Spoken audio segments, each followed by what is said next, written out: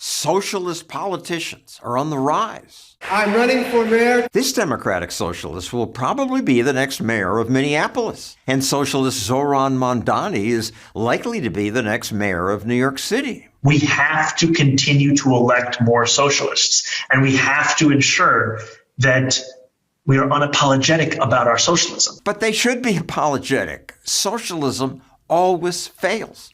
In my last video, I covered some of Mamdani's bad ideas, but he has more. So I made this second video. This campaign is for every New Yorker who believes that government's job is to actually make our lives better. Mamdani says he'll make our lives better by giving us free stuff. I'll make childcare available to all New Yorkers at no cost. I like where he stands on freezing rent, making public transit cheap and free. Childcare, universal at no cost to New York families. Buses, fast and free for every New Yorker. And yet he has noticed that government doesn't do a great job now. These are the slowest buses in the country. Buses and subways are a good example of socialist confusion about what makes things work. I asked people, who do you think built New York City's subways? I think it was the government. Either President Eisenhower or maybe like a mayor. Union workers. Please stand away from the platform edge. It's logical to think that public transportation is something that must be done by government. Who else could afford to dig tunnels and create the system where everyone, rich and poor, ride for relatively little money? No private business would do that. The greedy owners wouldn't be able to charge riders enough to make a profit. But actually, the original subways in New York were all private. It carried tens of millions of passengers. Private companies built most of the subways. Then, after 50 years, they said, let's raise the fare from a nickel to a dime. People didn't like the idea of paying a higher fare. And the mayor took advantage of that and said, well, fine, the government will take it over and we won't raise the fare. But of course, government did raise it. Now a ride costs almost $3, and the subways have problems. Tunnels are deteriorating, delays are inevitable. And when government tries to build new subways, they struggle. This one was supposed to be done in 1938.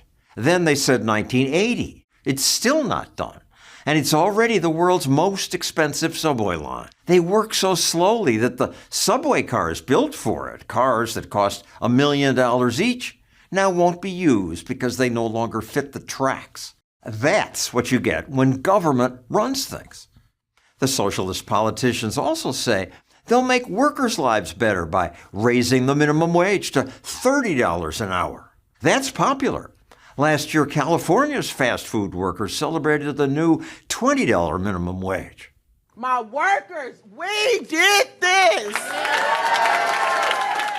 But when companies have to pay even beginners at least $20 an hour. Pizza Hut preemptively laid off 1,200 delivery drivers like Michael Ojeda. What's the point of the raise if you don't have a job anymore? 18,000 fast food jobs vanished, while other states added jobs. Also, consumers have to pay more. Restaurants in the state have increased prices by 10% faster than all other states. It's just supply and demand. Socialists can force businesses to raise wages, but there's no free lunch.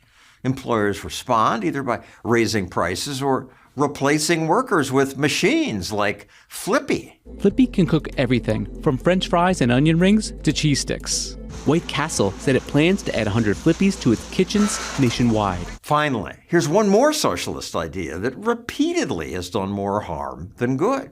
We freeze the rent! Activists like that. Freeze the rent! Freeze the rent! But they only like it because they don't realize it creates shortages. Everywhere it's been tried.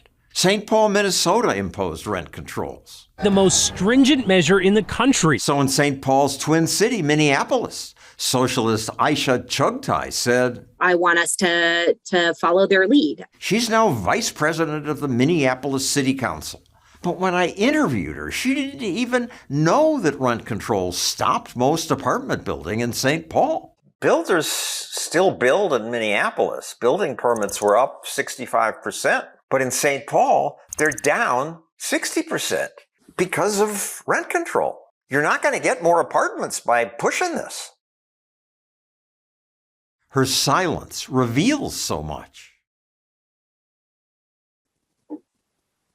I mean, don't politicians research issues before imposing government force on others?